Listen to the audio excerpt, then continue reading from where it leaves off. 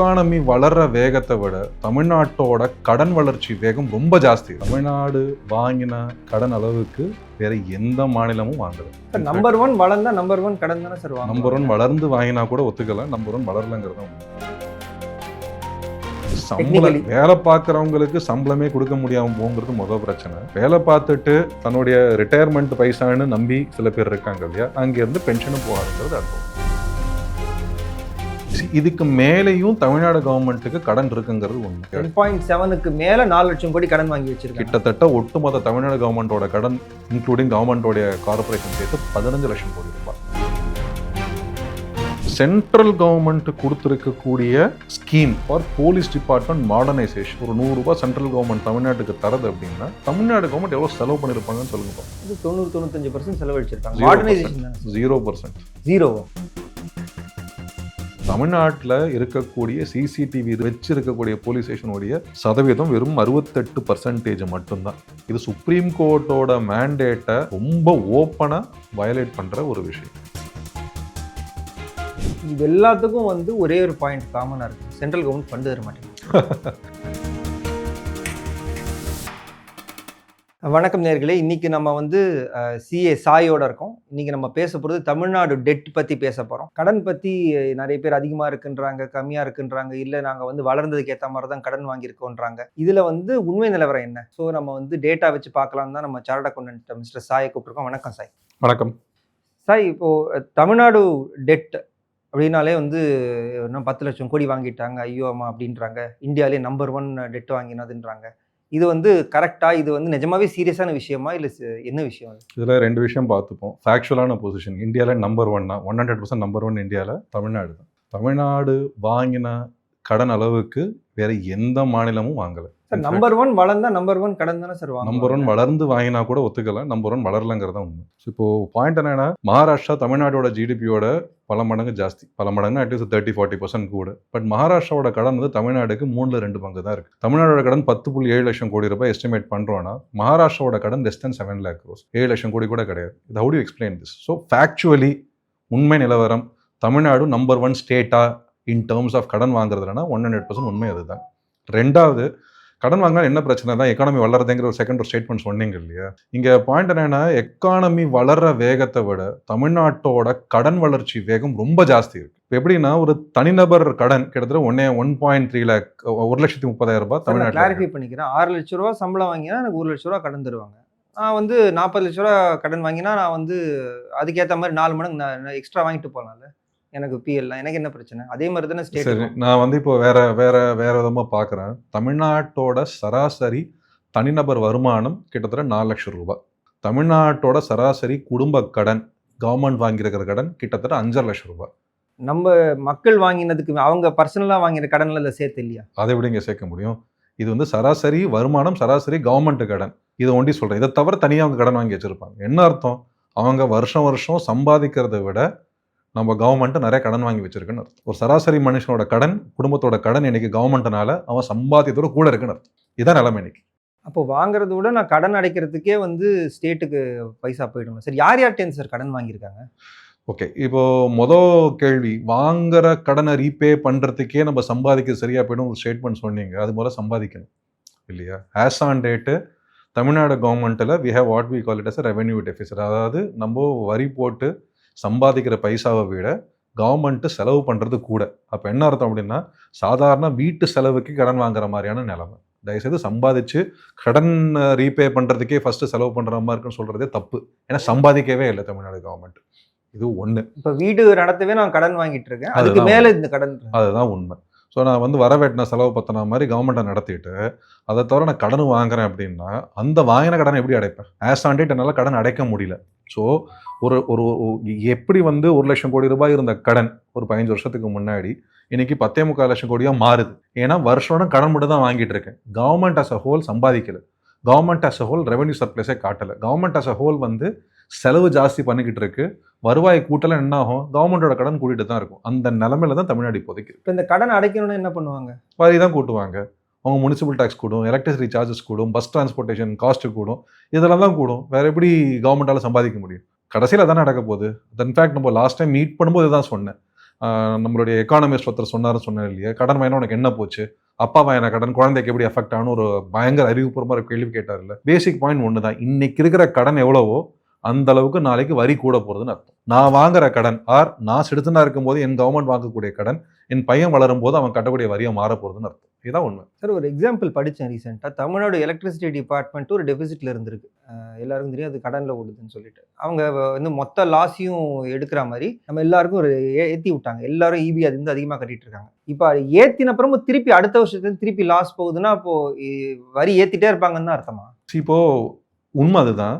ஏத்தியும் Tamil Nadu electricity department லாஸ்ட்ல தான் போயிட்டு இருக்கு. ஏத்துறதுக்கு முன்னாடி இருந்த டெபிசிட்டை விட அதிகமா ஏத்தி இருக்காங்க. உண்மைதான் சொல்றேன், உண்மைதான். திருப்பி லாஸ்ட்ல போகுதுன்னா அப்புறம் எங்க சார் லீக்கேஜ், கரப்ஷன், லீக்கேஜ் அதை எப்போ அட்ரஸ் பண்ண போறீங்க? இப்போ கூட வருஷத்துக்கு கிட்டத்தட்ட 16,000-17,000 கோடி ரூபாய் வந்து தமிழ்நாடு எலக்ட்ரிசிட்டி டிபார்ட்மெண்ட் லாஸ் அடிச்சுக்கிட்டு இருக்கு. So how to you address that? இந்த கடன்ல யார்கிட்ட இருந்து வாங்குவாங்க? இவ்வளவு பைசா யார் கொடுப்பாங்க? அதான் உங்களுடைய இன்னொரு முதல்ல கேட்ட கேள்விக்கான பதில். எல் கம் டவுன் டு தட்.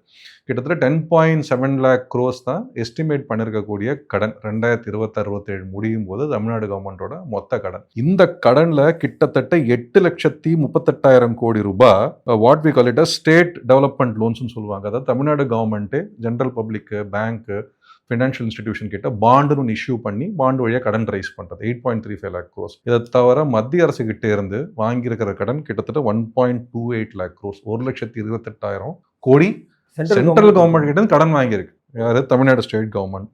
இதை தவிர கொடுமையான விஷயம், இந்த பப்ளிக் ப்ராவிடன்ட் ஃபண்டுன்னு சொல்லிட்டு அரசு ஊழியர்களுக்கான சேமிப்பு திட்டம் இருக்கு இல்லையா, அந்த சேமிப்பு திட்டம்கான பைசா ஒரு இடத்துல இருக்கும்ல, அங்கிருந்து கடன் வாங்கியிருக்காங்க. அந்த ரிட்டையர்மெண்ட் சேவிங்ஸ் சொல்றீங்க. கிட்டத்தட்ட ரிட்டையர்மெண்ட் சேவிங்ஸ், ரிட்டையர்மெண்ட் ஆகும்போது கொடுக்க வேண்டியதுக்காக எடுத்து வச்ச பைசால இருந்து திருப்பி கடன் வாங்கியிருக்காங்க. திருப்பி அங்கேருந்து கடன் வாங்கியிருக்காங்க. இதுல என்ன கொடுமைன்னா, பென்ஷன் கொடுக்கறதுக்கும் சேலரி கொடுக்கறதுக்குமே பைசா இல்லாத நேரத்துல இந்த கவர்மெண்ட் பண்ணக்கூடிய மற்ற வெட்டி செலவுகளுக்கும் அந்த பிபிஎஃப் மாதிரி இன்ஸ்டிடியூஷன்ல இருந்து கடன் வாங்கியிருக்காங்க. ஐ மீன் ப்ராவிடன்ட் ஃபண்ட் இன்ஸ்டிடியூஷன் கடன் வாங்கியிருக்காங்க. ஸோ இதான் ஸ்ட்ரக்சர் ரைட். ஸோ நாளைக்கு இப்போ இந்த கடன் கட்ட முடியாமல் போச்சுன்னா கவர்மெண்ட் எம்ப்ளாயிஸ்க்கு பிஎஃப் கூட ஸ்டாப் ஆகிறதுக்கு சான்ஸ் இருக்கு. சம்பளம் வேலை பார்க்குறவங்களுக்கு சம்பளமே கொடுக்க முடியாமல் போங்கிறது முதல் பிரச்சனை. வேலை பார்த்துட்டு தன்னுடைய ரிட்டையர்மெண்ட் பைசான்னு நம்பி சில பேர் இருக்காங்க இல்லையா, அங்கேருந்து பென்ஷனும் போகாதுங்கிறது அடுத்த பாசிபிலிட்டி தான். இதை தவிர வேற எப்படி சார் கடன் வாங்கியிருப்பாங்க? இது 10 லட்சம் கோடி கம்மி நான் அண்டர்ஸ்டேட் பண்ணியிருக்காங்கன்னு சொல்லி நிறைய பேர் சொல்றாங்க. இது கரெக்டா இல்லை இதுக்கு மேலே கடன் வாங்கி வச்சிருக்காங்க? நமக்கு தெரியும் இதுக்கு மேலேயும் தமிழ்நாடு கவர்மெண்ட்டுக்கு கடன் இருக்குங்கிறது உண்மை. ஸோ இதை ரெண்டா பிரிச்சுக்கிறேன். ஒன்று என்னன்னா, 2020, 21, 22 கிட்ட சென்ட்ரல் கவர்மெண்ட் வந்து ஒரு நோட்டிஃபிகேஷன் இஷ்யூ பண்ணாங்க, யூனியன் ஃபினான்ஸ் மினிஸ்ட்ரி.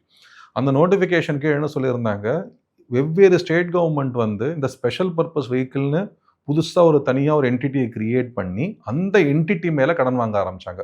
ஒரு உதாரணத்துக்கு சொல்லணும் அப்படின்னு நினச்சிக்கோங்களேன். லெட்ஸே ஒரு பஸ் ஸ்டாண்டை கட்டணும் அப்படின்னா, பஸ் ஸ்டாண்டுக்கு கவர்மெண்ட் செலவு பண்ண போகிறது, கவர்மெண்ட் கடன் வாங்க போகிறதுனா ஓகே. அந்த பஸ் ஸ்டாண்டு கட்டுறதுக்காக புதுசாக ஒரு ஆர்கனைசேஷனை கிரியேட் பண்ணி அந்த ஆர்கனைசேஷன் கடன் வாங்கி அந்த கடன் கவர்மெண்ட்டோட கடனா காட்டாமலே இருந்தாங்க. இப்போ அந்த மாதிரி வாங்கின கடன், அதை தவிர இந்த டான்ஜெட்கோ மாதிரி கார்பரேஷன் வாங்காம ஒரு இன்னொரு என்டிட்டி பேர்ல கடன் வாங்குற மாதிரி ரொம்ப கொச்சையா சொல்லும். அந்த மாதிரி வாங்கின கடனே சிக்னிஃபிகண்ட் அமௌண்ட் ஆஃப் மணி. இதை தவிர தான் நம்ம TANGEDCO, Tamil Nadu state transport corporation லாஸா போறது இல்லையா, அந்த கடன்லாம் சேர்த்தா I need to be revalidating that number, but the number is close to 4.37 lakh crores. 4.37 லட்சம் கோடி ரூபாய் is the aggregate amount of state பிஎஸ்யூக்கான லோன். இப்போ 10.37 10.7 தப்பா குறை சொல்லாதீங்க. 10.7க்கு மேல 4 லட்சம் கோடி கடன் வாங்கி வச்சிருக்காங்க. கிட்டத்தட்ட ஒட்டுமொத்த தமிழ்நாடு கவர்மெண்டோட கடன் இன்க்ளூடிங் கவர்மெண்டோட கார்பரேஷன் சேர்த்து 15 லட்சம் கோடி ரூபாய்.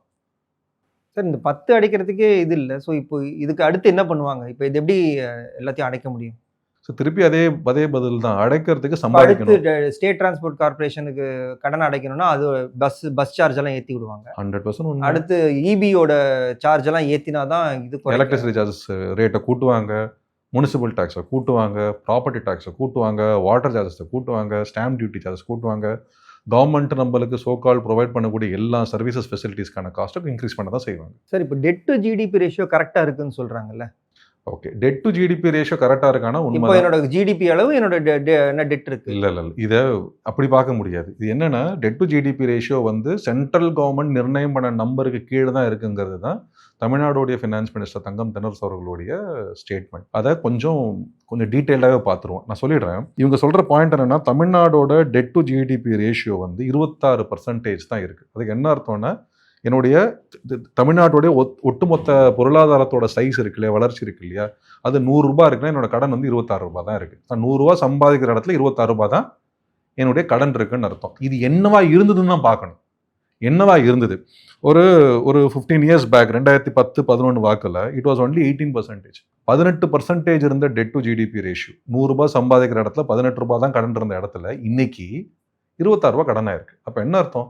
என்னுடைய கடன் உடைய வளர்ச்சி இஸ் குவிக்கர் தேன் என்னுடைய ஜிடிபியோட வளர்ச்சி.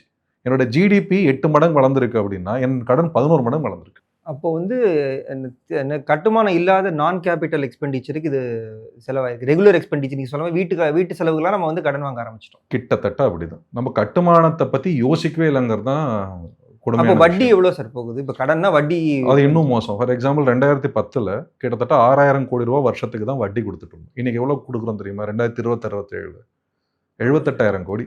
சார் இன்னும் எங்கேயோ சொல்கிறீங்க. 78,000 கோடி 13 மடங்கு நம்மளுடைய வட்டி சும்மா கூடி இருக்கு ஓதி last 17 years. 13 times growth. Rate ஏறி இருக்கா சார்? இன்ட்ரெஸ்ட் இல்லைங்க, ரேட் அதே ரேட்ல தான் இருக்குங்க. நீங்க வாங்கின கடன் கூடி இருக்குல்ல. ஸோ இப்போ நிலைமையை பாருங்களேன். தமிழ்நாட்டுடைய பொருளாதாரம் வளர்ந்துருக்கிறது 8 மடங்கு 8.5 மடங்கு. தமிழ்நாட்டோட கடன் வளர்ந்துருக்கிறது 11 மடங்கு. அப்போ இன்னும் பொருளாதார வளர்ச்சியை விட கடன் வளர்ச்சி கூட இருக்கு. அடுத்தது தமிழ்நாட்டோட வட்டி சுமை இருக்குல்ல, அது 6,300 கோடியா இருந்த பைசா has become 78,500 crores. கிட்டத்தட்ட 13 மடங்கு வளர்ச்சி. சார் இந்த வட்டியில் 6 மகளிர் உரிமை தொகை கொடுக்கலாமே சார்? 6,000 மாசத்துக்கு 6,000 கொடுத்தா கூட இவ்வளோ வட்டி வராது. கரெக்ட் தான். பட் நம்ம கடன் வாங்கி வட்டி தானே கொடுத்துட்டு இருக்கோம். இதோட அண்டர்ஸ்டாண்டிங் என்னன்னா 11 மடங்கு லோன் கூடி இருக்கு, 13 மடங்கு இன்ட்ரெஸ்ட் கூடி இருக்குன்னா பழைய லோனை திருப்பி என்ன பண்ணியிருக்காங்க? அந்த லோனை கட்டுறதுக்கு திருப்பி லோன் வாங்கியிருக்காங்க. அதை முதலே சொன்னேனே சார், நம்ம லோனை அடைக்கிறதுக்கு சம்பாதிக்கணும். தமிழ்நாடு கவர்மெண்ட் சம்பாதிக்கவே இல்லை, திருப்பி திருப்பி கடன் வாங்கியிருக்காங்க. அப்போ என்ன ஆகுது? கிட்டத்தட்ட நீங்கள் வாங்கின கடன் அடைக்கிறதுக்கு பெரிய கடன் வாங்குறீங்க, அதுக்கு வட்டி கட்ட முடியாமல் இன்னும் கொஞ்சம் பெரிய கடன் வாங்குறீங்க, அது வட்டி கட்டணும் இன்னும் பெரிய கடன் வாங்குறீங்க. கடைசியில் என்ன ஆகுது? நீங்கள் வாங்கின ₹1 கடனுக்கு வட்டி சேர்த்து எக்ஸ்ட்ராவாக தண்ட செலவு பண்ணி இன்னைக்கு ₹11 உட்காந்துட்டு இருக்கு கடன். இதுதான் நிலைமை. இதில் இன்னொரு பாயிண்ட்டையும் சொல்லிடுறேன். நீங்கள் கட்டுமானத்தை பற்றி கேட்டனால சொல்லிடுறேன். தமிழ்நாடு அரசோட கட்டுமான செலவு கேபிட்டல் எக்ஸ்பெண்டிச்சருங்கிற பைசா is only around 60,000 crores, which implies நான் வருஷத்துக்கு கட்டக்கூடிய வட்டியை விட கட்டமைப்புக்கான செலவு கம்மின்னு அர்த்தம். ரொம்ப ரிஸ்கா இருக்கு. மற்ற ஸ்டேட்ஸ்லாம் எப்படி சார் இருக்காங்க? நமக்கே ரொம்ப ரிஸ்கா இருக்கு. நம்ம ஸ்டேட்ல இட்ஸ் ஒன்லி 10-12% தான் நம்மளுடைய கட்டுமானத்துக்கான செலவு. அவங்க ₹100 பண்ற செலவு ₹20, ₹27 கட்டுமானத்துக்காக பண்ற செலவுல எல்லாம் உங்களுக்கு இது ரிட்டர்ன் ஏதோ வந்துடும் ஸ்டேட்டுக்கு. கரெக்டாங்க. ஓவரால் எக்கானமே வளரும் இல்லைங்க. கட்டுமானம்னா என்னத்தை மீன் பண்றோங்கிறத ஃபர்ஸ்ட் புரிதல் கோசம் சொல்லிடலாம். நல்ல ரோடு போடுறேன், பஸ் ஸ்டாண்ட் போடுறேன், நல்ல ஹாஸ்பிட்டல் கட்டுறேன், நல்ல ஸ்கூல் கட்டுறேன், இது எல்லாம் அடிப்படை கட்டுமானத்துக்கான விஷயங்கள். நல்ல ரோடு போட்டு நல்ல பஸ் வச்சு நல்ல பஸ் ஸ்டாண்ட் விட்டால் உங்களுடைய டிரான்ஸ்போர்ட்டேஷன் செலவு குறையும், உங்களுடைய மக்கள் டிரான்ஸ்போர்ட் ஆகிறது கூடும், பொருட்கள் டிரான்ஸ்போர்ட் ஆகிறது கூடும், வியாபாரம் கூடும். இது நார்மலான சிம்பிளான ஒரு லாஜிக். நான் அதை செலவு பண்ணாமல் நான் இருக்கிறவருடைய நோண்டி திருப்பி போடுறேன் பெரு வழின்னு சொல்லிட்டு மெயின்டெனன்ஸ் செலவு பண்ணிகிட்டே போனேன்னா என்ன ஆகும்? தமிழ்நாடு மாதிரி தான் கடன் தான் ஜாஸ்தி. மற்ற ஸ்டேட்ஸ்ல என்ன பண்ணியிருக்காங்க சார்? இப்போ குஜராத், யூபிலாம் வந்து நம்மளோட மோசமாக தானே இருக்கணும். நம்மளே இவ்வளோ கடன் வாங்கியிருக்காங்கன்னா அவங்களே இன்னும் மோசமாக தானே இருக்கும். அவங்களுடைய கடன் லெவல் தமிழ்நாட்டோட குறைச்சி. ஃபார் எக்ஸாம்பிள் நீங்கள் இப்போ நான் வந்து இந்த மகாராஷ்டிராவும் குஜராத் அண்ட் கர்நாடகா 3 எக்ஸாம்பிள் எடுத்துக்கிறேன். ஃபார் எக்ஸாம்பிள் மகாராஷ்டிராவோட ஜிடிபி தமிழ்நாடு ஜிடிபியோட பெருசு. யார் கூகுள் பண்ணாலும் you can always check that one. மகாராஷ்டிராவோட கடன் வந்து ஜஸ்ட் அரௌண்ட் 7 lakh crores. தமிழ்நாட்டோட கடன் வந்து 10.7 லட்சம் கோடி. தமிழ்நாட்டு கடன் மாதிரி 50% மகாராஷ்டிரா கடன் மாதிரி 50% கூட தமிழ்நாட்டோட கடன். சரி, நீங்கள் குறைச்சி சொல்றீங்க. நான் இன்னும் 14 லட்சம் கோடி கடன் வச்சிருக்கோம். சரி, நான் சொல்றது ஆன் ரெக்கார்ட் கவர்மெண்ட் லோன் மட்டும் 15 lakh crore சேர்த்தா எங்கேயோ போயிடும். சரியா? குஜராத், நம்மளுக்கு தான் குஜராத்தை கூப்பிட்டு அடிக்கிறது ரொம்ப பிடிக்குமே. குஜராத்தோட ஒட்டுமொத்த கடன் is only around 5 lakh crores. 5 லட்சம் கோடி தான் ஒட்டுமொத்தமாக இருக்கக்கூடிய கடன் ஃபார் குஜராத். தமிழ்நாடோட டெட் டு ஜிடிபி ரேஷியோ சொல்லிட்டே இருக்கும் இல்லையா, 26% தான் குறைச்சி தான் இருக்கு. குஜராத்துக்கு 15%, மகாராஷ்டிராக்கு 18%. நம்ம 15 வருஷம் முன்னாடி இருந்த இடத்துல அவங்க இன்னும் அங்கேயே தான் இருக்காங்க. கிட்டத்தட்ட இன்ஃபேக்ட் வட்டியில இன்னொரு பாயிண்ட்டையும் நான் சொல்லிடுறேன். ஏன் இந்த கடன் வந்து நம்ம ஏன் ரொம்ப கவலைப்படுற மாதிரியான விஷயம் இருக்குன்னா, வட்டி செலவு 78,000 கோடி ரூபாய் வருஷம் பே பண்றோம் இல்லையா, அது தமிழ்நாட்டோட பட்ஜெட் ரீஸ்பெண்ட். நான் ஒரு வருஷத்துக்கு இவ்வளோ ரூபா செலவு பண்ண போறேன்னு கவர்மெண்ட் போடுற கணக்குல 21% வட்டிக்கு மட்டும் போகுது. சரியா? குஜராத்துக்கு 11%, மகாராஷ்டிராக்கு 12%, பக்கத்து மாநிலமாக இருக்கக்கூடிய கர்நாடகாவுக்கு 14%. அவங்க ₹100 செலவு பண்றாங்கன்னா வட்டிக்கு செலவு பண்ற பைசா ₹11 Gujarat, ₹12 Maharashtra, Karnataka ₹14, Tamil Nadu ₹21. It will become more. இன்னும் கூட தான் செய்யும். தமிழ்நாட்டோட வட்டி காசு கூட தான் செய்யணும், கடன் எக்ஸ்ட்ரா தான் வாங்கிட்டு இருக்கோம். ஸோ ரொம்ப டேஞ்சரஸ் சினாரியோ தான் நம்ம இருக்கிறது. ரீசெண்டாக வந்து சில இன்வெஸ்டார்ஸ் வந்து சிங்கப்பூர்ல நீங்கள் இன்வெஸ்ட் பண்ணுறதுக்கெல்லாம் கேட்டுட்டு இருக்கும் போது அவங்க நிறைய பேர் கேட்ட கேள்வி வந்து, இவ்வளோ கடன் வாங்குறீங்களே, நாளைக்கு லாண்ட் ஆர்டர்லாம் எப்படி மெயின்டைன் பண்ணுவீங்க? இன்னைக்கு 10 லட்சம் கோடி கடன் இருக்குன்னா இதோட எஃபெக்ட் டைரக்டா லாண்ட் ஆர்டர்ல தான் இருக்கும் அப்படின்றாங்களே. இது ஏற்கனவே தெரியுதா, தெரிய ஆரம்பிச்சிச்சா? அவங்க சிங்கப்பூர்காரங்க இதை கேட்குற அளவுக்கு நம்ம எவ்வளோ எப்படி இருக்குன்னு சி இதில் வந்து ஜஸ்ட் 2-3 பாயிண்ட் முதல்ல சொல்லிடுறேன். இப்போது லா அண்ட் ஆர்டர் எவ்வளவு இம்பார்ட்டண்ட்டு, அண்ட் கடன்கிறத தாண்டி வாங்கின கடனை ஒழுங்காக செலவு பண்ணாட்டி, இந்த கட்டமைப்பு மாதிரியான விஷயங்களுக்கு ஒழுங்காக செலவு பண்ணாட்டி லா அண்ட் ஆர்டர் சீரழிஞ்சு போச்சுன்னா என்ன ஆகும், இதை வந்து வில் ஸ்டடி. ஃபார் எக்ஸாம்பிள் ஒரு குட்டி எக்ஸாம்பிள் சொல்கிறேன். சென்ட்ரல் கவர்மெண்ட் கொடுத்துருக்கக்கூடிய scheme for police department modernisation, ஒரு 100 ரூபாய் சென்ட்ரல் கவர்மெண்ட் தமிழ்நாட்டுக்கு தரது அப்படின்னா தமிழ்நாடு கவர்மெண்ட் எவ்வளோ செலவு பண்ணியிருப்பாங்கன்னு சொல்லுங்க பார்ப்போம். 90-95% செலவழிச்சிருக்காங்க. மாடர்னைசேஷன் 0%. 0%. இந்த பாயிண்ட் இருக்கு இல்லையா, மாடர்னைசேஷனுங்கிறது கட்டமைப்பு வளர்க்கிற ஒரு விஷயம். நம்ம முன்னாடி சொன்ன பாயிண்ட் இதையும் கனெக்ட் பண்ணிக்கோங்க. முன்னாடி என்ன சொன்னேன், தமிழ்நாடு கவர்மெண்ட்டோடைய இன்ஃப்ரா ஸ்பெண்ட், கட்டமைப்புக்கான ஸ்பெண்ட் இருக்கு இல்லையா, ரொம்ப குறைவாக இருக்குது, வட்டியோட குறைவாக இருக்குன்னு சொன்னேன் இல்லையா, அது எல்லா இடத்துலையும் ரிஃப்ளெக்ட் ஆகுது. இந்த கவர்மெண்ட்டோட ஃபோக்கஸு உட்கட்டமைப்போ இனி கட்டமைப்பை டெவலப் பண்ணுறதுக்கோ அது இம்ப்ரூவ் பண்ணுறதுக்கோ ஃபோக்கஸ் இருந்ததே கிடையாது. Police example is classic example. உங்களால் மாடர்னைஸ் பண்ணுறதுக்கு செலவு பண்ண முடியலன்னு என்ன ஆகும்? ஃபார் எக்ஸாம்பிள் ட்ரைனிங் இன்ஸ்டிடியூட் கூட்டலாம். ஆமாம், ரைட்டா? ஆமாம். தமிழ்நாடு என்ன இருக்குது சார்? 24 ட்ரைனிங் இன்ஸ்டியூட்ஸ் இருக்குது சார். நமக்கு 15 க்ளோஸ் பண்ணிட்டாங்க. 15 training institutes, Tamil Nadu police training institutes have been shut down. Impact என்ன? You cannot train police resources, evidence collect பண்ணுறதோ, இல்லாட்டி கேஸை ஒழுங்காக ப்ரெசென்ட் பண்ணுறதோ, இல்லைன்னா ஃபாரன்சிக் ப்ரொசீஜர் பற்றி கற்றுக் கொடுக்குறதோ, இந்த எந்த விஷயத்தையும் சொல்லிக் கொடுத்துக்கான இன்ஸ்டியூட் இல்லை. என்ன ஆகும்? திருடங்க மாட்டிக்க மாட்டாங்க, நிறைய பேர் வெளில போயிடுவாங்க. நம்மளுடைய கன்விக்ஷன் ரேட் குறைஞ்சிரும். உங்களுடைய போலீஸ் ப்ராசஸே அடி வாங்கும் பொழுது கன்விக்ஷன் ரேட் குறையும். So getting back to that first point, law and ஆர்டருக்கும் கடனுக்கு என்ன சம்பந்தம்? என்னன்னா, உங்களால் வாங்கின கடனை ஒழுங்காக செலவு பண்ண முடியாமல் போய், அவர் உங்கள் பட்ஜெட்டரி ஸ்பெண்ட் ஃபார் உட்கட்டமைப்பு எதுவும் சரியாக இல்லாமல் போச்சு. இப்போ for example training centre close பண்ணாங்கன்னு சொன்னேன், மாடர்னைசேஷனுக்கு செலவு பண்ணலன்னு சொன்னேன், சிசிடிவி ஒழுங்காக இன்ஸ்டால் பண்ணலங்கிற சில விஷயங்கள், அதையும் நான் வில் எக்ஸ்பிளைன் இன் டீட்டெயில். பண்ணாத போது என்ன ஆகிடுறது, உங்களுடைய லா அண்ட் ஆர்டர் சினரியோ மோசமாக தான் போகும், கன்விக்ஷன் ரேட்டு குறையும், திருடுறவன், கொள்ளையடிக்கிறவன், கேங் ரேப் பண்ணுறவன், இவன் எல்லாருக்கும் தைரியம் கூடும். ஏன்னா அவன் மைண்டில் என்ன ஆகிடும், எப்படியும் நம்மளுடைய போலீஸ் டிபார்ட்மெண்ட்டோடைய இன்ஃப்ராஸ்ட்ரக்சரல் காம்பேட்டன்ஸ் இருக்குல்ல, சுமாராக தான் இருக்குது, அதனால் தைரியமாக நம்ம பார்த்துக்கலாம், நம்ம எப்படி மாட்டிக்க மாட்டோங்கிற திமிர் வந்துடும். இதனுடைய ஃபர்தர் இம்பேக்ட் என்ன? ஒரு வெளிநாட்டிலேருந்து ஒரு கம்பெனி வந்து இந்தியாவில் இன்வெஸ்ட் பண்ணணும், ஒரு தமிழ்நாட்டில் இன்வெஸ்ட் பண்ணணும்னா அவங்க எதிர்பார்க்குற மொதல் விஷயமே லா அண்ட் ஆர்டர் அண்ட் சேஃப்டி தான். ஏன்னா ஃபண்டமெண்டல் இல்லையா சார்? இதுக்கு தான் ப்ரூஃப் இருக்குது சார். லா அண்ட் ஆர்டர் நல்லா இருந்தால் இன்வெஸ்ட்மெண்ட் இன்க்ரீஸ் ஆகும். சிங்கப்பூரோட எக்ஸாம்பிள் தான் வந்து ஜென்ரலி சொல்லுவாங்க. நிறைய பேர் வந்து இந்த 1970s 80s 90s சிங்கப்பூரை ஏன் ப்ரிஃபர் பண்ணாங்க இன்வெஸ்ட் பண்ணி, அந்த ஊரை ரீஎக்ஸ்போர்ட் ஜோனாவோ ஃபினான்ஷியல் அபாவோ மாற்றது அங்கே இருக்கிற லா அண்ட் ஆர்டர் நல்லா இருக்கிறதுனால தான். சிங்கப்பூரில் இருக்கிற இன்வெஸ்டர்ஸ் தான் இன்றைக்கி இந்தியாவில் சிக்னிஃபிகண்ட்டாக வராங்க. அவங்க இந்தியாவுக்கு வரும்போதும் கேட்குற மொதல் கேள்வியே, தமிழ்நாடோ இந்தியாவோ எங்கே நான் இன்வெஸ்ட் பண்ண போகிறேனோ அங்கே இருக்கிற லா அண்ட் ஆர்டர் ஸ்டேபிளாக இருக்குமா இருக்காது. நான் இன்வெஸ்ட் பண்ணிவிட்டு ஒரு ஃபேக்ட்ரி போடும்போது அந்த ஃபேக்ட்ரியை உடைக்கிறதுக்கு ஒரு கூட்டம் வருது, அவர் லேபர் ஃபோர்ஸ் அட்டாக் பண்ணுறதுக்கு ஒரு கூட்டம் வருது, அவர் வந்து ஃபேக்ட்ரி செட் பண்ண பிற்பாடு லோக்கலாக இருக்கிற தாதாக்கள் வந்து என்னுடைய 10 பேரை உள்ள வேலைக்கு போடுன்னு சொல்லிட்டு மிரட்டுற கூட்டம் இருக்குது. இதெல்லாம் வந்து தமிழ்நாடு சீன். இப்போ லா அண்ட் ஆர்டர் ஒழுங்காக இல்லைன்னு வச்சுக்கோங்களேன், இப்போ இந்த மாதிரியான பிரச்சனைகள் வரும் இல்லை. why would investor come to Tamil Nadu in that case? So உங்களுடைய லா அண்ட் ஆர்டர் ஒழுங்காக இல்லைன்னா உங்களுடைய அந்த இன்வெஸ்ட்மெண்ட்டும் கண்டிப்பாக அடிவாங்க. ஸோ இப்போ இங்கேருந்து என்ன யூபி போகுதுன்னா, யூபியில் இப்போ கிளீனப் நடந்துட்டு இருக்குல்ல லா அண்ட் ஆர்டர், ஸோ அதுக்கும் இதுக்கும் ரிலேஷன்ஷிப் இருக்குமா? லா அண்ட் ஆர்டருக்கும் இன்வெஸ்ட்மெண்ட்டுக்கும் பொருளாதார வளர்ச்சிக்கும் ஒரு சிக்னிஃபிகண்ட்டான ஒரு கனெக்ஷன் இருக்குது. இது வந்து I can share it out of personal எக்ஸ்பீரியன்ஸ்னால் நம்மளுடைய client, since I am CA, எங்களுக்கு நிறைய கிளைண்ட் இருக்காங்க. கிளைண்ட் வந்து வெவ்வேறு மாநிலத்துலேயும் போய் தொழில் பண்ணியிருக்காங்க. ஸோ நம்மளோட கிளைண்ட் ஒருத்தர் 2013-14 வருஷம் வாக்கில் இவர் வந்து இந்த ஒர்க்ஸ் கான்ட்ராக்ட் எக்ஸிக்யூட் பண்ணுற மாதிரி, ரோடு போடுறது, ரிவர் வெட்டுறது, இந்த மாதிரியான கான்ட்ராக்டுக்காக had gone to UP. Samajwadi period government இருக்கிற நேரம், அகிலேஷ் யாதவ் கவர்மெண்ட் இருக்கிற பீரியடில் இவர் அங்கே போய் அங்கே இருக்கிற ரவுடித்தனமும் அங்கே இருக்கக்கூடிய இந்த எக்ஸ்டார்ஷனும் எவ்வளோ ஜாஸ்தின்னா இவரே கடத்தின்னு போயிட்டாங்க. கான்ட்ராக்ட் பண்ண என்னோட கிளைண்ட்டே கடத்தின்னு போயிட்டாங்க. கடத்தின்னு போய் 20 லட்ச ரூபாய் 25 லட்ச ரூபாய் கேஷ் கொடுத்தா தான் ரிலீஸ் பண்ணுவோம்னு சொல்லி கேஷ் கொடுத்து ப்ரைவேட் அரேஞ்ச் பண்ணி ரிலீஸ் பண்ணி அந்த வியாபாரத்தோடு ஓடி வந்துட்டார். அவருக்கு நஷ்டம், பட் அந்த வியாபாரம் போச்சு இல்லை. அங்கே நடக்க வேண்டிய ஆக்டிவிட்டியும் போச்சு இல்லை, இங்கேருந்து யார் சார் போவாங்க அப்புறம் அங்கே? யாரும் போக மாட்டாங்க இல்லையா. இப்போ அதே மனுஷன் 2019-20 he still trying, now he feels confident. Okay, யூபியில் வந்து பழைய மாதிரி லா அண்ட் ஆர்டர் பிரச்சனை கிடையாது, போகலான்னு யோசிக்கிறாங்க. இவரை விட்டுருங்க சார், இவர் குட்டியான கான்ட்ராக்டர், அதிகபட்சமான 2 கோடி 3 கோடி 4 கோடிக்கு மேலே பெரிய வியாபாரம் பண்ண மாட்டான்னு வச்சுக்கோங்க. இப்போ பெரிய பெரிய ஃபேக்ட்ரிலாம் யூபி போகிறாங்க. சாம்சங்கோட மிகப்பெரிய ஃபேக்ட்ரி யூபிக்கு போச்சு. ஏன் போச்சு? நம்பிக்கை வந்து கூடுது. உங்களோட லா அண்ட் ஆர்டர் இம்ப்ரூவ்மெண்ட் ஆறுதுனால உங்களோட இன்வெஸ்ட்மெண்ட்ஸ் வில் க்ரோ. இதுக்கும் கடனுக்கு என்ன சம்பந்தம்? திருப்பியும் ஃபர்ஸ்ட் கேள்விக்கு வரும். நிறைய இன்வெஸ்ட் பண்ணுறது என்ன அர்த்தம்? நிறைய பொருளாதார வளர்ச்சின்னு என்ன அர்த்தம்? நிறைய எக்கனாமிக் ஆக்டிவிட்டி இருக்கும், தேர்ஃபோர் டாக்ஸஸ் கூடும்.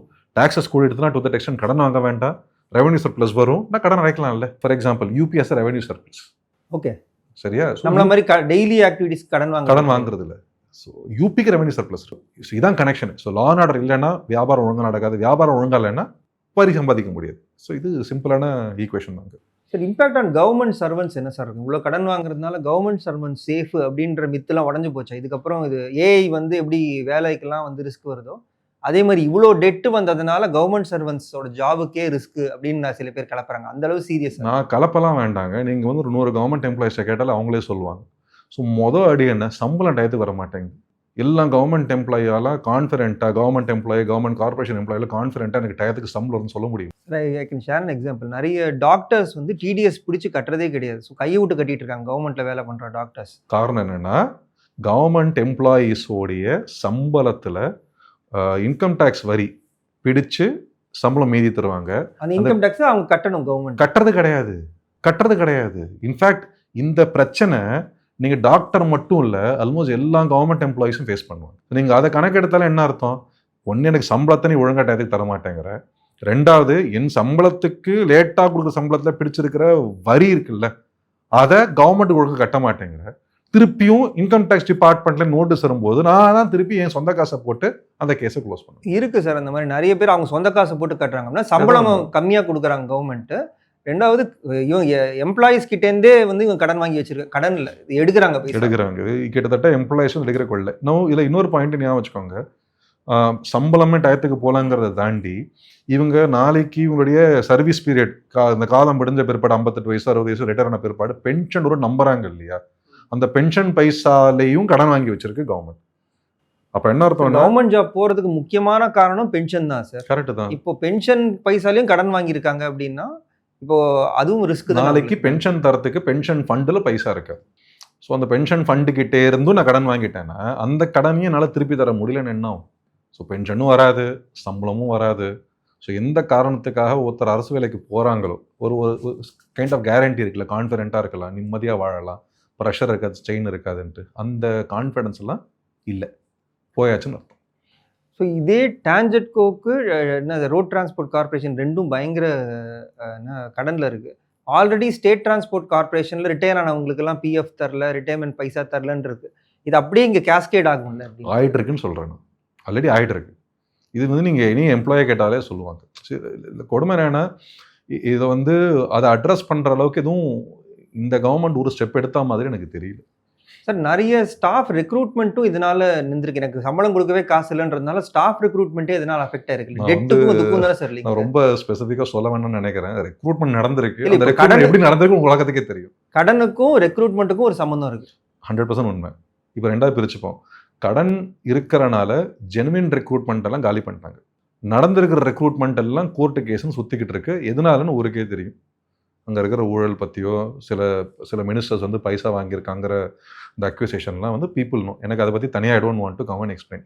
ஸோ கடன் காரணம் காட்டி நான் ரெக்ரூட் பண்ண மாட்டேங்கிறேன். அதே நேரத்தில் என் சுயலாபத்துக்காக தனி ரெக்ரூட்மெண்ட் போட்டு பைசா வாங்கி அந்த ரெக்ரூட் ஆன மக்களுக்கும் வேலை கேரண்டி இல்லாமல் இருக்கு இன்னைக்கு. ஸோ இதுதான் உண்மையான நிதர்சனமான உண்மை இன்னைக்கு. சார், இப்போ coming back to critical question, இப்போ எல்லாரும் லா அண்ட் ஆர்டர் பற்றி தான் பேசிகிட்டு இருக்காங்க. பார்த்தீங்கன்னா சேஃப்டி இருக்கா, உமன் சேஃப்டியே முன்னாடி தமிழ்நாடு வந்து பயங்கர சேஃபாக இருந்தது உமனுக்கு அப்படின்றது தான் கீ செல்லிங் பாயிண்ட். இப்போ அதுக்கே நிறைய கொஸ்டின் வரும்போது போலீஸ் டிபார்ட்மெண்ட்டில் வேறு எப்படி இந்த நம்ம தமிழ்நாடு டெட் அண்ட் அதுக்கான கன்ஸ்ட்ரெயின்ஸ்னால அஃபெக்ட் ஆகும்? இது வந்து 2ஆக பிரிச்சுக்கலாம். லா அண்ட் ஆர்டர் வந்து it's a combination of efficient police and efficient police infra. ரெண்டாக பிரிச்சுப்போம். நான் போலீஸோடைய efficiency I don't want to question. ஏன்னா ஐ டோன்ட் திங்க் கவர்மெண்ட் வந்து ஸ்காட்லாண்ட் யார்டுக்கு ஈக்குவல்ன்றாங்க சார். அதை agree that I would also agree. அவங்களுடைய இன்ஹரண்ட் காம்பிட்டன்ஸ், அவங்களுடைய பேசிக் காம்பிட்டன்ஸை நோபடி கேன் கொஸ்டின். பட் இன்னைக்கு இருக்கிற நிலைமையில அந்த காம்பிட்டன்ஸை ஆம்பிளிஃபை பண்ணுறதுக்கோ சப்போர்ட் பண்ணுறதுக்கோ எக்ஸ்ட்ரா கட்டுமானம், ஃபெசிலிட்டி, டெக்னாலஜிக்கு இந்த கவர்மெண்ட் செலவு பண்ணியிருக்கா, பண்ணலையா? ஒவ்வொரு வாட்டியும் கடன் கூட இருக்குது செலவு பண்ண மாட்டேன், கடன் கூட இருக்குது செலவு பண்ண மாட்டேன்னு சொல்லி கை வச்ச நிலைமையெல்லாம் இங்கே நடந்திருக்கு. உதாரணத்துக்கு சொல்லிடுறேன், போலீஸ் மாடர்னைசேஷன் ஃபண்டு தமிழ்நாட்டில் 0%. நான் சொன்னேன் இல்லையா, சென்ட்ரல் கவர்மெண்ட் கொடுக்கக்கூடிய மாடர்னைசேஷன் ஃபண்டில் 0% தான் தமிழ்நாடுடைய ஸ்பெண்டு. அதாவது ஸ்பெண்டே கிடையாதுன்னு அர்த்தம். உதாரணத்துக்கு பஞ்சாபில் ஆல்மோஸ்ட் 80-90% இருக்குது, குஜராத் 98%. ஸோ சென்ட்ரல் கவர்மெண்ட் வந்து ஒரு 1000 ரூபாய், 1 கோடி ரூபாயோ, 10 கோடி ரூபாய், 20 கோடி ரூபாய் மாடர்னைசேஷனுக்கு அலோகேட் பண்ணுறாங்கன்னா அந்தந்த மாநிலம் செலவு பண்ணுறதுக்கு ரெடியாக இருக்கணும். நம்ம ஆளுக்கு செலவு பண்ணுறதுக்கு ரெடியாக இல்லை மாடர்னைசேஷன். ஒன்று. ரெண்டாவது, ஆஃபீஸர் லெவல் வேகன்சிஸ். ஸோ இந்த senior officer, AC, superintendent level இருக்கிற வேகன்சி இருக்கு இல்லையா, 28% இருக்குது தமிழ்நாட்டில். It has Khan up from 9%. So 9% இருந்த வேகன்சி இன்னைக்கு 28% இருக்குது. அப்போ என்ன அர்த்தம்? இப்போ சம்பளம் அதிகமாக தரக்கூடாதுன்றதுக்காக நான் என்னோட வேகன்சி அப்படியே ஃபில் பண்ணாமல் விட்டுட்டேன். நான் வந்து கடன் காரணம் காட்டி எங்கே ஆட்களை ரெக்ரூட் பண்ணி போடணுமோ நான் ரெக்ரூட் பண்ணலை. நான் ரெக்ரூட் பண்ணல என்ன அர்த்தம்? லீடர்ஷிப் இல்லைன்னு அர்த்தம். ஒரு தலைமை இல்லை அப்படின்னா போலீஸ் டிபார்ட்மெண்ட்டில் என்ன ஆகும்? லா அண்ட் ஆர்டர் சீரழிஞ்சு தான் போகும். மெயின் டிபார்ட்மெண்ட்டே போலீஸ் டிபார்ட்மெண்ட் தான் ஸ்டேட்டுக்கு. அதுலேயே வந்து இப்போ இவ்வளோ வேகன்சி மற்ற ஸ்டேட் எப்படி சார் இருக்குது? ஃபார் எக்ஸாம்பிள் குஜராத்தோ மற்ற ஸ்டேட்லலாம் வந்து லீடர்ஷிப் வேகன்சி இருக்கிறதுங்கிறது நியாயம், எல்லா இடத்துலையும் இருக்கும். 2% இருக்கலாம், 3% இருக்கலாம், 4% இருக்கலாம். தமிழ்நாட்டில் தான் 28%. என்ன அர்த்தம்னா, ஒரு இந்த superintendent, DSP, commissioner level category vacancy எனக்கு 1000 தேவை அப்படின்னா தமிழ்நாட்டில் 250 பேருக்கு வேலை இல்லைன்னு அர்த்தம். அசின் அப்பாயிண்ட் பண்ணலன்னு அர்த்தம். குஜராத்தில் 60-70 இருந்தால் பெரிய விஷயம், less than 10%. Maharashtra less than 10%. So மற்ற பெரிய மாநிலங்கள் எல்லா இடத்துலையுமே லீடர்ஷிப் வேகன்சிஸ் ரொம்ப குறைவு, ஃபில் பண்ணிடுறாங்க. தமிழ்நாட்டில் கடனை காரணம் காட்டி ஃபில் பண்ணுறது இல்லை. ஃபில் பண்ணிட்டு என்ன அர்த்தம்? திருப்பி இதே லா அண்ட் ஆர்டர் பிரச்சனை தான் அர்த்தம். இன்னொரு பாயிண்ட்டையும் சொல்லிடுறேன், ட்ரைனிங் பட்ஜெட் 0% நம்மளுடைய யூட்டிலைசேஷன். மகாராஷ்டிராவில் பயங்கர ஸ்பெண்டிங்கு. சிசிடிவி எக்யூப்மெண்ட் எல்லாம் இருக்கு இல்லையா, இன்ஸ்டலேஷன் பண்ணுறதுக்கு, உதாரணத்துக்கு அலோகேட் பண்ணுற ஃபண்ட். ஹைகோர்ட் வந்து எல்லா போலீஸ் ஸ்டேஷன்லையும் சிசிடிவி அதே தான் சொல்ல வந்தேன். எனக்கு தெரிஞ்ச 100% இருக்கிறது கர்நாடகாவில், தமிழ்நாட்டில் இல்லை. தமிழ்நாட்டில் இருக்கக்கூடிய சிசிடிவி வச்சிருக்கக்கூடிய போலீஸ் ஸ்டேஷனுடைய சதவீதம் வெறும் 68% மட்டும்தான். இது சுப்ரீம் கோர்ட்டோட மேண்டேட்டை ரொம்ப ஓப்பனாக வயலேட் பண்ணுற ஒரு விஷயம். ஸோ சிசிடிவியே இல்லைன்னு என்ன அர்த்தம்? சட்ட ஒழுங்கு விட்டுருங்க வெளியில், போலீஸ் ஸ்டேஷனுக்குள்ளேயே மானிட்டர் பண்ணுறதுக்கான ஃபெசிலிட்டி இல்லாதனால போலீஸ் ஸ்டேஷனுக்குள்ளேயே அராஜகம் நடக்கிறதுக்கான ஜெனுவினா தான் லாக்அப் டேட் நடந்தால் கூட அது வந்து போலீஸால் ப்ரூவ் பண்ண முடியாது, நாங்கள் பண்ணோமா பண்ணலையா அப்படின்னு. ரெண்டுமே உண்மை, கரெக்ட். ஸோ போலீஸ் தான் பாவம் சார். அவங்களுக்கு கொடுக்க வேண்டிய இன்ஃப்ரா கொடுக்காம இங்கே சட்டம் ஒழுங்கு போயிடுச்சுன்னு சொல்லி அவங்க மேலேயே திருப்பி ப்ளேம் பண்ணுறாங்க. அதுதான் நான் ஃபர்ஸ்ட் பாயிண்ட் சொன்னேன். நம்மளுடைய police efficiency, police infrastructure efficiency ரெண்டாவது நாள் தான் பிரித்தேன். போலீஸ் எஃபிஷியன்சி கொஸ்டின் பண்ணுறதுக்குலாம் I don't think any of us have a right. Infrastructural gap வந்து ரொம்ப ஜாஸ்தி இருக்குது, ஏன்னா செலவு பண்ணலை. இதுதான் இருக்கக்கூடிய நிலைமை. ட்ரைனிங் சென்டர் குறைச்சதா சொன்னேன். Almost 15-16 training institutes has been closed. CCTV 68% police ஸ்டேஷனில் மட்டும்தான் இருக்குது. மாடர்னைசேஷனுக்கான ஸ்பெண்ட் 0%. இப்போ இந்த கடனுக்கான பைசாலாம் வந்து சம்பளம் மட்டும் கொடுக்குறதுன்னா அப்போ ரெக்ரூட்மெண்ட் ஏறி இருக்கணும், ரெக்ரூட்மெண்ட் ஏறலை. அப்போ இந்த பைசா கடன் வாங்குற பைசா சம்பளத்துக்கு போல, அப்போ எங்கே தான் போகுது இந்த கடன் வாங்குற பைசா? கடன் வாங்குற பைசா ஃபுல்லாக வெல்ஃபேர் ஸ்பெண்டுன்னு சொல்லிட்டு நம்ம ஓட்டை டார்கெட் பண்ணி மட்டுமே தான் போயிட்டு இருக்கு. மாதம் 1000 ரூபா கொடுக்குறேன், மாதம் 2000 ரூபா கொடுக்குறேன், மாதம் 5000 ரூபா கொடுக்குறேன்னு சொல்லிட்டு இது மட்டும் தான் நடந்துகிட்டு இருக்கு. இதனால பொருளாதாரம் வளராது, இதனால செலவெல்லாம் ப்ரொடக்டிவெல்லாம் போகாது, தேவையில்லாத செலவுகள் தான் கூடும்.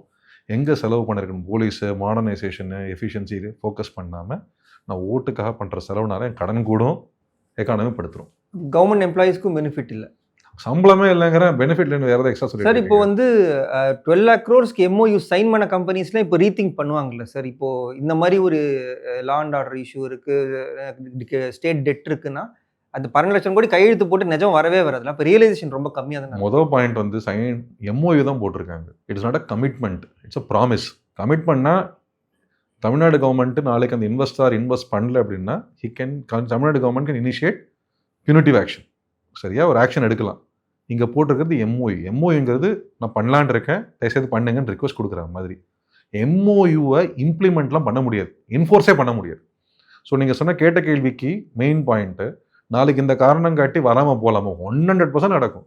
லா அண்ட் ஆர்டர் சரியா இல்லை, நீ ஊர்பட்ட கடன் வாங்கியிருக்க, நீ நாளைக்கு எக்ஸ்ட்ராவா லேண்ட் டேக்ஸ் கூட்டுவ, ஜிஎஸ்டி கூட்டுவ, இதை கூட்டுவ, அதை கூட்டுவன்னு காரணம் சொல்லிட்டாங்கன்னா இன்வெஸ்ட்மெண்ட்டே வரமாட்டோம், அதுவும் அஃபெக்ட் ஆகும். ஸோ 2 பில்லர்ஸ் இருக்குது ஒரு ஸ்டேட்டோட எக்கானமி ஓடுறதுக்கு. ஒன்று வந்து லா அண்ட் ஆர்டர், இன்னொன்று எஜுகேஷன். இது இருந்தால் தான் படிப்பும் போலீஸும் இருந்தால் தான் ஒரு எக்கானமி க்ரோ ஆகும். இப்போ எஜுகேஷன் டிபார்ட்மெண்ட்லேயும் இந்த ஷார்ட் ஃபால் அஃபெக்ட் ஆக ஆரம்பிச்சிருச்சா? ஒன்று டீச்சர் அப்பாயின்மெண்ட்டில் தெரியுது, நிறைய பர்மனெண்ட் பண்ண மாதிரின்றாங்கன்ற இஷ்யூ தெரியுது. வேறு என்னென்ன மாதிரி தெரியுது இந்த இஷ்யூ? இங்கே ஃபஸ்ட்டு வந்து நான் ஃபண்ட் அலோகேஷன்லேருந்து ஸ்டார்ட் பண்ணுறேன். கடன் வாங்குறாங்கிறது ஒன்று. Fund allocation for education and higher education itself proportionately it has gone down. சரி, ஏறி இருக்குன்னு சொல்லி பேப்பர் எல்லாம். அதாவது நான் 100 ரூபாய் சம்பாதிக்கும் போது 2 ரூபாய் செலவு பண்ணுறேன், இப்போ 200 ரூபாய் சம்பாதிக்கும் போது 4 ரூபாய் செலவு பண்ணணும். ஒரு அடிப்படை லாஜிக் அதான் இல்லையா? நான் 200 ரூபாய் சம்பாதிக்கும் போது நான் 2 ரூபாய் செலவு பண்ணுறேன். வேறு 50 பைசாவை கூட்டிட்டு ஏறி இருக்குன்னு சொல்கிறது எந்த விதத்துலையும் நியாயம் கிடையாது. ஸோ என்ன ஆயிடுதுன்னா, இவங்களுடைய கடன் சுமையை திருப்பி காரணம் காட்டி ஸ்கூலோட இன்ஃப்ராவும் வளர்க்கலை. மொதல் பாயிண்ட்டுக்கே திருப்பி போகிறோம். உட்கட்டமைப்பில் ஸ்கூல் பில்டிங் மாதிரி விஷயங்களும் புது ஸ்கூல்களும் அடங்கும். நான் ஸ்கூல் பில்டிங்கை அப்கிரேட் பண்ண முடியல, புது ஸ்கூல் கட்ட முடியல, என்னால் I'm not doing any of those things setup. இது பண்ணாமல் போனால் என்ன நடக்கும், என்ன அர்த்தம்? என்னுடைய எஜுகேஷ்னல் செட்டப் இருக்குல்ல, நம்ம குவாலிட்டேட்டிவாக இருக்குன்னு சொல்கிறோம், அந்த செட்டப்பே வீக்காக இருக்குன்னு அர்த்தம். சரி, ஏசர் ஸ்கோர்ஸில் Tamil Nadu is one of the lowest sir. இந்த இன்ஃப்ரா இஷ்யூனால தான் ஸ்டூடெண்ட்ஸ் அஃபெக்ட் ஆகிறாங்க அப்படின்னு எடுத்துக்கலாமா? இன்ஃப்ரா இஷ்யூஸ்னால 50% ஸ்டூடெண்ட்ஸ் அஃபெக்டடுங்கிறது 100% எடுத்துக்கலாம். ஏன்னா ஒழுங்கான இன்ஃப்ரா இல்லைன்னா பசங்களுக்கு ஒழுங்கான படிக்கிறதுக்கான என்விரான்மெண்ட் இல்லைன்னு அர்த்தம். இதை தவிர டீச்சர் ஷார்ட்டேஜ், நிறையா single teacher school, 2 teacher schools நிறையா இருக்கிற இடத்துல அந்த குழந்தைங்களுக்கு எப்படி ஒரு தரமான கல்வி கொடுக்க முடியும் கவர்மெண்ட்டால்? போதாக்கு வரைக்கும் நிறையா குட்டி கவர்மெண்ட் ஸ்கூல்ஸும் இழுத்து மூடிட்டாங்கிறதும் I am reading bunch of newses. So education spend இல்லை, இன்ஃப்ரா இல்லை, போதுமான டீச்சர் இல்லை, எல்லாம் கடன் காரணம் காட்டி செலவு பண்ண மாட்டேங்கிறோம். As a result overall quality it's is gone down. Sir, law and ஆர்டரில் மற்ற ஸ்டேட்டில் நம்மளோட அதிகமாக ஸ்பெண்ட் பண்ணுறாங்களா? கேபிட்டல் எக்ஸ்பெண்டிச்சர் சொல்கிறீங்களா, கட்டுமானத்துக்குலாம் நிறைய ஸ்பெண்ட் பண்ணுறாங்களா? ஸோ நான் முதல் பாயிண்ட் சொன்னேன் இல்லையா, தமிழ்நாட்டில் போலீஸ் மாடர்னைசேஷனுக்கோ இல்லாட்டி கெப்பாசிட்டி பில்டிங்க்கோ ரொம்ப குறைச்சி செலவு பண்ணுறாங்க, 0% சொன்னேன். ஓவரால் போலீஸ் டிபார்ட்மெண்ட் ஸ்பெண்டில் கிட்டத்தட்ட 95-96% is only revenue expenditure. Less than 4% தான் கேபிட்டல் எக்ஸ்பெண்டிச்சர். இந்த கட்டுமானத்துக்கான ஸ்பெண்ட், மாடர்னைசேஷன், சிசிடிவி போடுறது, ட்ரைனிங் சென்டர் ஃபிக்ஸ் பண்ணுறது, இந்த மாதிரி விஷயங்கள் லெஸ் தென் 4% தான். மற்ற ஸ்டேட்டில் அவங்களுடைய ஓவரால் ஸ்பெண்டில் 10%, 12%, 15% is only on modernisation and infra spend. இதில் ஃபார் எக்ஸாம்பிள் பெங்களூரில் போனீங்கன்னு வச்சுக்கோங்களேன், டிராஃபிக்கை மானிட்டர் பண்ணுறதுக்கு ஆட்டோமேட்டட் சிக்னல் வச்சுருக்காங்க. மேனுவலாக ஆப்ரேட் பண்ண வேணாம், டிராஃபிக்கை பார்த்து சென்சாரை வச்சு அதுவே சென்ஸ் பண்ணி ரெட் லைட் கொடுக்கறது, க்ரீன் லைட் கொடுக்கறது இருக்குது. ஸோ இதெல்லாம் தே ஸ்பெண்ட் மோர். ஸோ வெயிலில் நிற்க வேணாம் போலீஸ், அட்லீஸ்ட் ஏஐ பார்த்துக்கும். ஏஐன்னு இப்போ லாஸ்ட் 6 மாதம் பேசிட்டு இருக்கோம். பெங்களூர் லாஸ்ட் 2 வருஷமாக அது இருக்குது. ஸோ டிராஃபிக்கை பேஸ் பண்ணி ஆட்டோமேட் பண்ணி சிக்னலை நேவிகேட் பண்ணுறதுக்கு already brought in facility. So மற்ற ஸ்டேட்டில் ஆல்ரெடி ஸ்பெண்டிங் சிக்னிஃபிகன்ட்லி மோர். நம்ம ஸ்டேட் பண்ணுற மாதிரி 8 மடங்கு, 5 மடங்கு, 6 மடங்கு செலவு பண்ணுறாங்க ஆன் போலீஸ் இன்ஃப்ரா. ஸோ இதெல்லாம் வில் மேட்டர் லாட் இல்லை. சரி, இது எல்லாத்துக்கும் வந்து ஒரே ஒரு பாயிண்ட் காமனாக இருக்குது சார், சென்ட்ரல் கவர்மெண்ட் ஃபண்டு தர மாட்டேங்குது சார். நிஜமா சார்? அதான சார் ரீசனு? சென்ட்ரல் கவர்மெண்ட் ஒழுங்காக ஃபண்டு கொடுத்தா நம்ம ஏன் சார் எப்படி இருக்கும்? நீங்கள் கடன் கொடுத்துட்டாருன்றீங்க, சரி அதை தவிர ஃபண்டு தாங்க. சரி, இப்போது சென்ட்ரல் கவர்மெண்ட் வந்து 3 விதமாக தமிழ்நாடு கவர்மெண்ட்டுக்கு பைசா தருது. ஒன்று, தமிழ்நாடு கவர்மெண்ட்டால் வெளியில் கடன் ரைஸ் பண்ண முடியலன்னா சென்ட்ரல் கவர்மெண்ட் தான் கடன் தருது. அதான் சொன்ன 1.28 lakh crores கிட்டத்தட்ட கொடுத்துருக்கு. இதை தவிர வருஷம் இருக்கக்கூடிய டெவல்யூஷன், நம்ம தான் ஆகும்னா சென்ட்ரல் கவர்மெண்ட் டேக்ஸோடைய ஷேர் குறைச்சி தராங்க சொன்னாங்க இல்லையா, டெவல்யூஷன் மட்டுமே, சரியா, டெவல்யூஷன் மட்டுமே has gone up by almost 44,000 crores. Devolution என்ன சார்? டெவல்யூஷன் என்ன அப்படின்னா, இப்போது வருமான வரி இருக்குது, சென்ட்ரல் கவர்மெண்ட்டோட டேக்ஸஸ்லாம் இருக்குது இல்லையா, அதில் ஒரு percentage will be given to each states. கேள்வியே கேட்க மாட்டேன், நீ பைசா எடுத்துக்கோ. ஞாபகம் வச்சுக்கோங்க, இது ஸ்கீம் ஃபண்ட் இல்லை. சென்ட்ரல் கவர்மெண்ட்டோடைய டேக்ஸ் வருவாய் வந்து 100 ரூபாய் இருக்குன்னா, அந்த 100 ரூபாயில் தமிழ்நாட்டுக்கு என்னாலும் செலவு பண்ணிக்கோன்னு சொல்லிட்டு கொடுக்குற காசு இருக்குல்ல, அதுதான் டெவல்யூஷன். ஓகே, அந்த டெவல்யூஷன் அமௌண்ட் கிட்டத்தட்ட 42% சென்ட்ரல் கவர்மெண்ட் மொத்தமாக கொடுக்கும். அதில் தமிழ்நாட்டுக்கு வந்திருக்கக்கூடிய பைசா 2025-26 வந்து 56,000 கோடி, 26-27 எஸ்டிமேட்டட் அமௌண்ட் 62,531 கோடி. டாஸ்மாக் கூட அதிகம், டாஸ்மாக் ஒன்லி மொத்த ரெவன்யூ 52,000 கோடியும் நம்ம தான் ஒட்டுமொத்த ரெவன்யூவே. டாஸ்மாக் வச்சு தமிழ்நாடு கவர்மெண்ட் சம்பாதிக்கிறதை விட சென்ட்ரல் கவர்மெண்ட் டேக்ஸ் டெவல்யூஷனாக தர பைசா கூட. நான் இன்னொரு பாயிண்ட் சொல்லிடுறேன், டேக்ஸ் டெவல்யூஷனுங்கிறது காரணம் கேட்காம சென்ட்ரல் கவர்மெண்ட் கொடுக்கக்கூடிய பைசா. இதை தவிர சென்ட்ரல் கவர்மெண்ட் ஸ்கீம், ரீசெண்டாக பிரைம் மினிஸ்டர் மோடி வந்து 2-3 வந்தே பாரத் ட்ரெயின் ஓப்பன் பண்ணுறாரு, இல்லாட்டி ஏர்போர்ட் ஓப்பன், இதற்கான செலவு செப்பரேட். அதுக்கும் டெவல்யூஷனுக்கு சம்மந்தம் இல்லை. டெவல்யூஷன் கவர்மெண்ட்டுக்கிட்டே பைசா கொடுத்து உனக்கு எப்படி வேணுமோ நீ செலவு பண்ணிக்கோன்னு சொல்றது. இதை தவிர ஸ்கீம் வச்சு கண்டிஷன் சாட்டிஸ்ஃபை பண்ணா I will give you more amount of money. அதுவும் தனியாக நடக்குது. இப்போ டெவல்யூஷன்ல எனக்கு ஷேர் இன்க்ரீஸ் பண்ணணும்னா எதாவது பண்ண முடியுமா சார்? இப்போ வந்து நம்ம வர டெவல்யூஷனை ஒழுங்கா யூஸ் பண்ணல, எக்ஸ்ட்ரா ஃபண்ட் வேணும்னா நான் ஏதாவது கண்டிஷன் சாட்டிஸ்ஃபை பண்ணி இன்னும் பர்ஃபார்ம் பண்ணி என்னால் வாங்க முடியுமா? இந்த கவர்மெண்ட், அதாவது இந்த சென்ட்ரல் கவர்மெண்ட் வந்த பிற்பாடு, இந்த மத்திய அரசு வந்த பிற்பாடு இருக்கிற பெரிய பாயிண்ட் என்னன்னா, டெவல்யூஷனுக்கான ஷேர் இன்க்ரீஸ் பண்றது பர்ஃபார்மன்ஸ் ட்ரிவன். எக்கானமி நல்லா வளருதா, எக்ஸ்ட்ரா வெயிட்டேஜ் தரேன். சரியா? நான் நல்லா பண்ணா எனக்கு இன்னும் ஃபண்ட்ஸ் தருவாங்க. நல்லா பண்ணணும், டிரான்ஸ்பரண்டா இருக்கணும். ஃபிஸ்கல் டெபிசிட்னு சொல்லுவாங்க இல்லையா, வருஷம் ஒவ்வொரு மாநிலமும் வாங்கக்கூடிய கடன் அவங்களுடைய ஜிடிபியை பொறுத்து அது 3% கீழே இருந்தால் இன்சென்டிவ், 3% மேலே இருந்தால் பெனால்ட்டி. அதாவது என்னென்னா, நீங்கள் ஒரு ரெஸ்பான்சிபிள் ஃபினான்ஷியல் ஸ்ட்ரக்சரோட ஆப்ரேட் பண்ணுறீங்க அப்படின்னா அதுக்கு இன்சென்டிவ் தான். ஸோ உங்களுடைய devolution can increase if you improve. So that is given. நம்ம இம்ப்ரூவ் பண்ணுறதுக்கு ரெடியாக இருக்கோமா? என்னென்ன கண்டிஷன் போடுறாங்க அந்த எக்ஸ்ட்ரா? நான் பொறுப்பாக இருக்கேன்னு காட்டுறதுக்கு நான் என்ன பண்ணணும்? சரி, பிரின்சிபலி 2 பாயிண்ட் தான் பொறுப்பாக இருக்கேன்னு சொல்கிறதுக்கு. ஒன்று வந்து வாங்கக்கூடிய கடன் இருக்கு இல்லையா, அது ஜிடிபியோட பர்சன்டேஜில் 3% மீறக்கூடாது, குறைச்சிருக்கணும். எவ்வளோ குறைச்சிருக்கோ அவ்வளோ எக்ஸ்ட்ரா இன்சென்டிவ். 3%னா 3க்கு வந்தால் கிடையாது, 3க்கு 2.5% தான் கடன் வாங்கியிருக்கீங்க, குறைச்சி வாங்கியிருக்கீங்கன்னா எக்ஸ்ட்ரா இன்சென்டிவ். ஒன்று. ரெண்டாவது மேண்டேட்டரி ஆன்போர்டிங். அதாவது என்னென்னா, நான் ஃபஸ்ட்டு சொன்னேன் இல்லையா, இந்த தனி ஸ்பெஷல் பர்பஸ் வெஹிக்கிள் வச்சு கடன் வாங்கி அங்கே லோட் பண்ணுறதெல்லாம் கட் பண்ணி விட்டுட்டு எல்லா லோனையும் டிரான்ஸ்பரண்ட்டாக, ரொம்ப வெளிப்படைத்தன்மையாக எல்லா லோனையும் நீ ஆன் ரெக்கார்ட் கொண்டு வரணும், நியாயமாக நடந்துக்கிறேன். அந்த ஆன் ரெக்கார்ட் கொண்டு வரத்துக்கு ஒரு இன்சென்டிவ். பொருளாதார வளர்ச்சி நிஜமாவே வளருது அப்படின்னா பொருளாதார வளர்ச்சிக்கு ஒன் மோர் இன்சென்டிவ் இருக்குது. ஸோ இதெல்லாம் நீங்கள் ஃபோக்கஸ் பண்ணி ஓவரால் மாநிலத்தை இம்ப்ரூவ் பண்ணோம் அப்படின்னா சென்ட்ரல் கவர்மெண்ட்டோட டெவல்யூஷனும் கூடும். ஸோ சென்ட்ரல் கவர்மெண்ட்டுக்கிட்டேருந்து நம்ம வெறுமை நார்மலாக நல்லா பர்ஃபார்ம் பண்ணாலே வந்து இன்னும் எக்ஸ்ட்ரா ஃபண்ட்ஸ் வரும். கேள்வி கேட்காம ஃபண்ட்ஸு. ஓகே, கேள்வி கேட்காம ஃபண்ட்ஸ். அதாவது நான் எடுத்துக்கோன்னு கொடுக்குற பைசா, கண்டிஷன்லாம் ஒன்றும் சாட்டிஸ்ஃபை பண்ண வேண்டாம். அது ஸ்கீம் ஃபண்டை தனியாக வச்சுப்போம். ஸ்கீம் ஃபண்டு தனி, டெவல்யூஷன் தனி. கேள்வி கேட்காம 62,500 கோடி கேன் பிகம் 65,000 crores ஆல்சோ. நீங்கள் இதை தவிர சென்ட்ரல் கவர்மெண்டோட ஸ்கீம் கண்டிஷன் சாட்டிஸ்ஃபை பண்ணீங்கன்னா இன்னும் பைசா வரதான். That is it is. So இப்போ எந்த ஆட்சி அடுத்து வந்தாலும் இந்த கடன்லேருந்து வெளில வர முடியுமா நம்மளால? அட்லீஸ்ட் குறைக்கவாவது முடியுமா மற்ற ஸ்டேட்ஸோட? நல்ல நிர்வாகம் இருக்குது, நல்ல லா அண்ட் ஆர்டர் இருக்குது, நல்ல பாலிசி இருக்குது, நல்ல எண்ணம் இருக்குது அப்படின்னா அந்த மாநிலம் எவ்வளோ மோசமாக இருந்தாலும் அங்கேருந்து வெளில கொண்டு வரலாம். இன்னைக்கு இருக்கிற கடன் சுமை ஒரு குடும்பத்துக்கு சராசரியாக கிட்டத்தட்ட 5.5 லட்சம் ரூபா இருக்கக்கூடிய கடன் சுமையை ஒரு நல்ல நிர்வாகத்து வழியாக கேன் பி ப்ராட். ஸோ நீங்கள் கேட்ட கேள்விக்கு நாளைக்கு எந்த கவர்மெண்ட் வந்தாலும் ஓவரால் கடன் சுமையை குறைக்கிறதுக்கான எல்லா வாய்ப்பும் இருக்குது, ப்ரொவைடட் ரெஸ்பான்சிபிள் கவர்னன்ஸ் இருக்கணும்.